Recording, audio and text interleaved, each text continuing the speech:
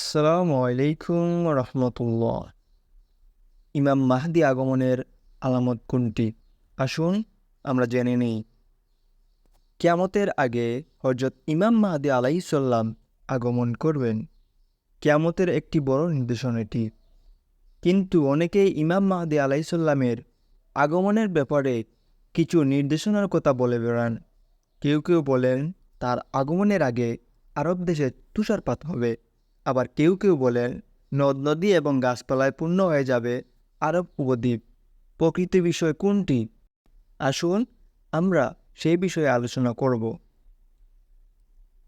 এর কোনোটাই হযরত ইমাম মাহদি আলাইহিসসালামের আগমনের আলামত নয়, বরং হাদিসে পাকের একাধিক বর্ণনায় কিয়ামতের আলামত হিসাবে এসেছে যে আরব উপদ্বীপ নদ নদী এবং গাছপালায় পূর্ণ হয়ে যাবে।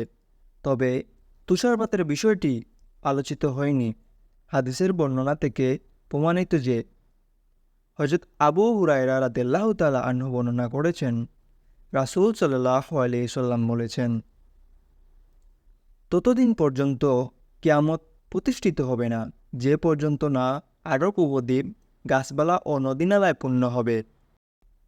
হাদিসের এই বর্ণনায় থেকে সুস্পষ্ট যে কিয়ামতের আগে আরব দেশসমূহ পানির অভাব হবে না, বরং প্রচুর নদ নদী প্রবাহিত হবে। ফলে গাছপালা ও নানা উদ্ভিদ উৎপন্ন হবে এবং বন জঙ্গলে ভরে যাবে। রাসূল সাল্লাল্লাহু আলাইহি সাল্লাম আরও বলেছেন, ততদিন কিয়ামত ঘটবে না যতদিন না আকাশ থেকে প্রচুর বৃষ্টিপাত হবে।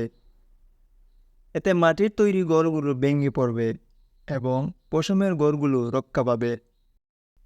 হযরত আনাস রাদিয়াল্লাহু তাআলা বর্ণনায় রাসূল সাল্লাল্লাহু আলাইহি সাল্লাম আরও বলেছেন, ততদিন পর্যন্ত কিয়ামত হবে না যে পর্যন্ত না ব্যাপক বৃষ্টিপাত হবে, কিন্তু জমিনে কোনো ফসলই উৎপন্ন হবে না। উল্লেখিত হাদিসগুলোতে কিয়ামতের আলামত বলা হয়েছে, কিন্তু ইমাম মাহদি আলাইহিসসালামের আগমনের আগে অধিক বৃষ্টিপাত, তুষারপাত, নদ নদী কিংবা গাছপালায় ভরে যাবে এমন কোনো বর্ণনা আসেনি। বরং কিয়ামতের আলামত হচ্ছে আরব উপদ্বীপ, নদ নদী এবং গাছপালায় আবাদ হবে। আর কিয়ামতের আগে আগমন করবেন হযরত ইমাম মাহদি আলাইহিসসালাম, বরং তার আগমনই কিয়ামতের আলামত সমূহের মধ্যে অন্যতম। সুতরাং আরব দেশে বৃষ্টিপাত ও নদ নদী প্রবাহিত হওয়া হাদিসগুলো কিয়ামতের আলামত প্রসঙ্গে এসেছে, ইমাম মাহদি আলাইহিসসালামের আগমনের আলামত প্রসঙ্গে নয়। তবে এটি ঠিক, যেহেতু ইমাম মাহদি আলাইহিসসালামের আগমন কিয়ামতের একটি অন্যতম আলামত, সুতরাং ওই দৃষ্টিকোণ থেকে চিন্তা ও গবেষণা করলে বোঝা যায় ইমাম মাহদি আলাইহিসসালামের আগমন এবং আরব দেশের নদ নদীর প্রবাহিত হওয়ার বিষয়টি প্রায় এক সূত্রে গাঁথা। আল্লাহ তাআলা মুসলিম উম্মাহকে ও দুনিয়ার সব ফিতনা থেকে মুক্তি থাকার তৌফিক দান করুন। আমিন। আসসালামু আলাইকুম ওয়া রাহমাতুল্লাহ। নতুন নতুন ইসলামিক ভিডিও পেতে চ্যানেলটি সাবস্ক্রাইব করে সঙ্গেই থাকবেন।